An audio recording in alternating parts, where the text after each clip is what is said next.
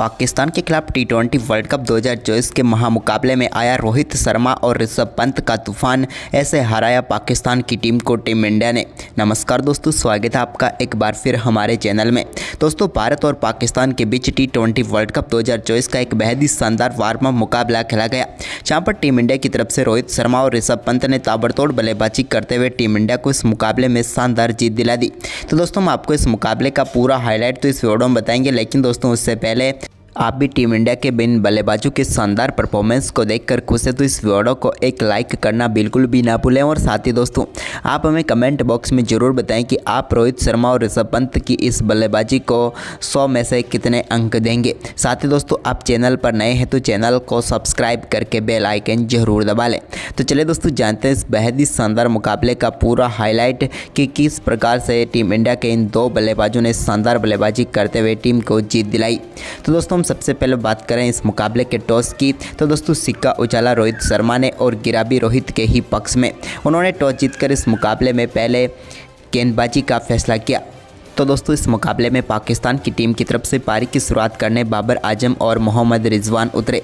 तो दोस्तों, यहां पर दोनों बल्लेबाजों से शानदार शुरुआत की उम्मीद टीम को थी और पहले ओवर में ही मोहम्मद रिजवान ने दूसरी ही गेंद पर शानदार चौके के साथ टीम के लिए शानदार आगाज कर दिया। तो वहीं पर दोस्तों इसके बाद उनकी शानदार बल्लेबाजी जारी रही और एक और शानदार शॉट उनके बल्ले से देखने को मिला, जब उन्होंने गेंद को एक बार फिर से कवर की तरफ चौके के लिए बाउंड्री लाइन के पार भेजा। तो इसके बाद बाबर आजम ने भी एक बेहतरीन कवर ड्राइव खेला और गेंद को इन्होंने भी चौके के लिए बाउंड्री लाइन के पार भेजा। दोनों बल्लेबाजों की शानदार बल्लेबाजी के चलते 3 ओवर में पाकिस्तान की टीम ने 27 रन बना लिए। इसके बाद दोस्तों यहां पर चौथे ओवर में मोहम्मद सिराज की गेंद पर एक और चौका स्क्वायर लेग की तरफ लगाने में कामयाब हुए मोहम्मद रिजवान। तो वहीं पर 4 ओवर में टीम का स्कोर 36 रनों तक पहुंचा, लेकिन तभी 5वां ओवर डालने आए हार्दिक पांड्या ने टीम इंडिया को पहली सफलता दिला दी और बाबर आजम को उन्होंने बोल्ड करके पेविलियन भेज दिया।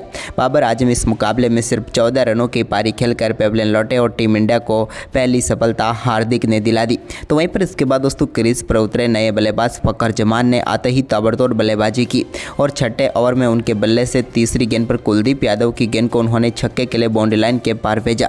तो वहीं पर इसी ओवर में उन्होंने शानदार परफॉर्मेंस जारी रखा और इसी ओवर की चौथी गेंद पर भी एक बार फिर से उन्होंने उसी प्रकार का शॉट खेला, या पर यूँ कहें कि कॉपी पेस्ट शॉट खेला और एक और गेंद को बाउंड्री लाइन के पार छक्के के लिए भेज दिया और इस ओवर में 2 छक्के जड़े। तो इसके बाद 8वें ओवर में भी उनके बल्ले से एक और शानदार छक्का लॉन्ग ऑफ के ऊपर से देखने को मिला, जहां पर उन्होंने शानदार तरीके से गेंद को बैकफुट से ही लॉन्ग ऑफ के ऊपर से छक्के के लिए बाउंड्री लाइन के पार भेजा। तो इसके बाद इस 9वें ओवर में भी उन्होंने एक और शानदार शॉट खेलते हुए गेंद को चौके के लिए बाउंड्री लाइन के पार भेजा, लेकिन इसी ओवर की चौथी गेंद पर वो एक और बड़ा शॉट खेलना चाहते थे, लेकिन यहां पर अक्षर पटेल ने टीम इंडिया को दूसरी सफलता दिला दी। सूर्य कुमार यादव ने शानदार कैच पकड़ा और पेविलियन भेज दिया यहां पर फखर जमान को। तो वहीं पर इसके बाद 10वें ओवर में दोस्तों यहां पर शानदार गेंदबाजी करते हुए अर्शदीप सिंह ने पेविलियन भेज दिया यहां पर इस टीम के सबसे बेहतरीन बल्लेबाज, या फिर यूँ कहे तो मोहम्मद रिजवान को। मोहम्मद रिजवान गेंद को छोड़ना चाहते थे, लेकिन उनके बल्ले का किनारा लेकर गेंद सीधे ऋषभ पंत के हाथों में चली गई और भारतीय टीम को बड़ी सफलता दिला दी अर्शदीप सिंह ने। इस विकेट के साथ ही टीम इंडिया ऐसा लग रहा था कि इस मुकाबले में अब वापसी कर लेगी, क्योंकि इस टीम का स्कोर 10 ओवर की समाप्ति के बाद 82 रनों तक पहुँचा था।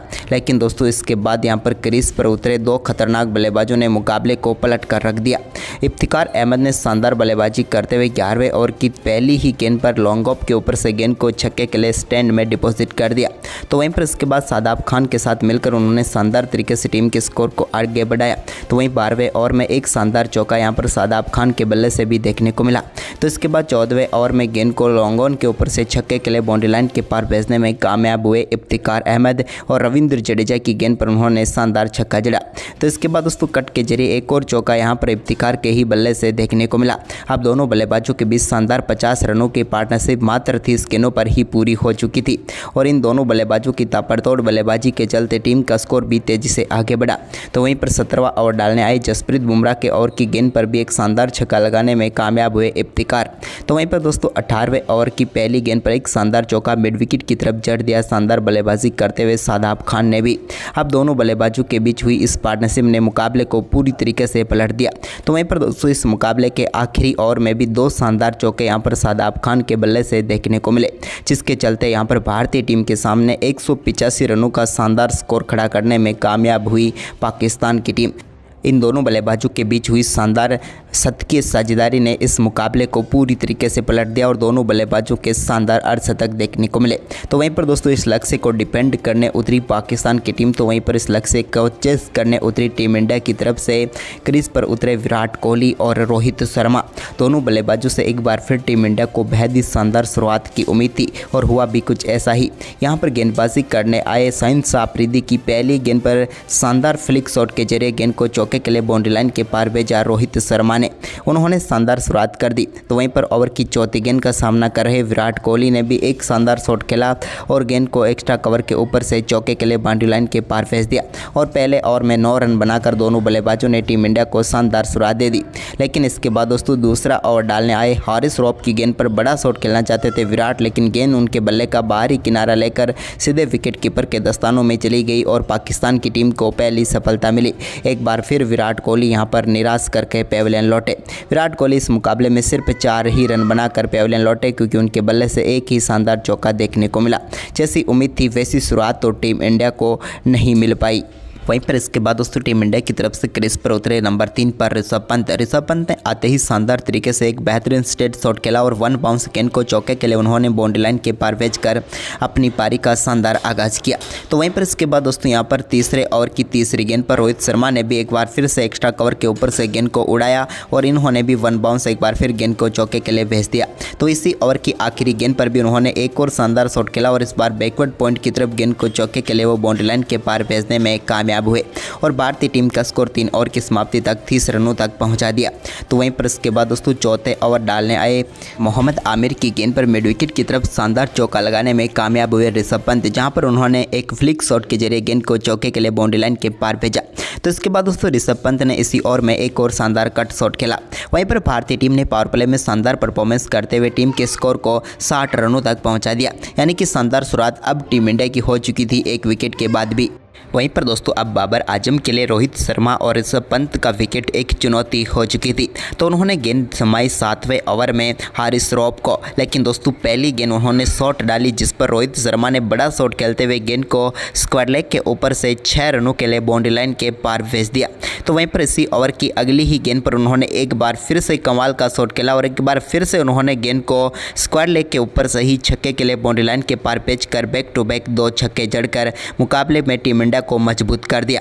तो वहीं पर इसके बाद दोस्तों 8वें ओवर में ऋषभ पंत के बल्ले से भी कट शॉट के जरिए एक शानदार चौका देखने को मिला।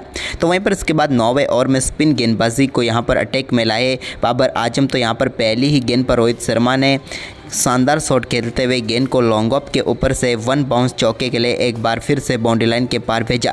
तो वहीं पर दोस्तों शादाब खान के ओवर की चौथी गेंद पर एक बार फिर से स्वीप शॉट खेलते हुए स्क्वायर लेग की तरफ गेंद को चौके के लिए बाउंड्री लाइन के पार भेजा रोहित ने।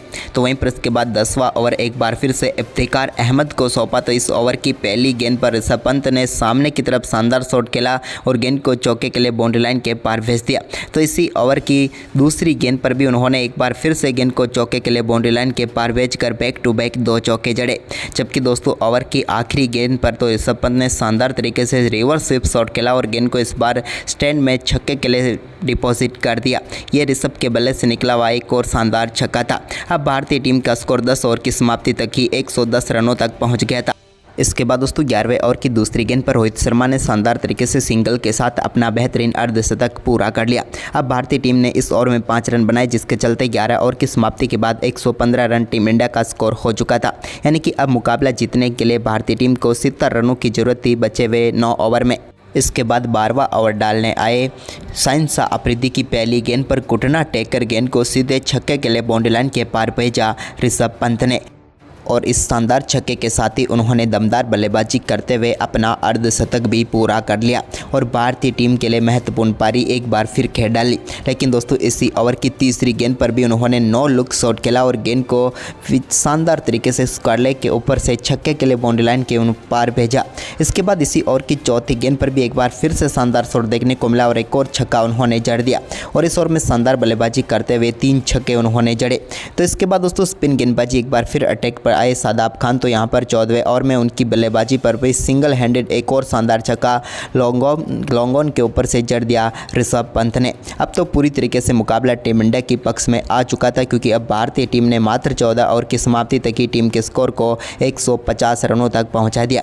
यानी कि बचे हुए 6 ओवर में टीम इंडिया को अब मात्र जरूरत थी 36 रनों की। लेकिन तभी दोस्तों ऋषभ पंत ने शानदार शॉट खेलते हुए गेंद को एक बार फिर से रिवर्स स्कूप शॉट के जरिए छक्के के लिए बाउंड्री लाइन के पार भेज कर एक और शानदार शॉट खेला। तो वहीं पर इसके बाद रोहित शर्मा ने भी 16वें ओवर की आखिरी गेंद पर एक और शानदार छक्का जड़ा।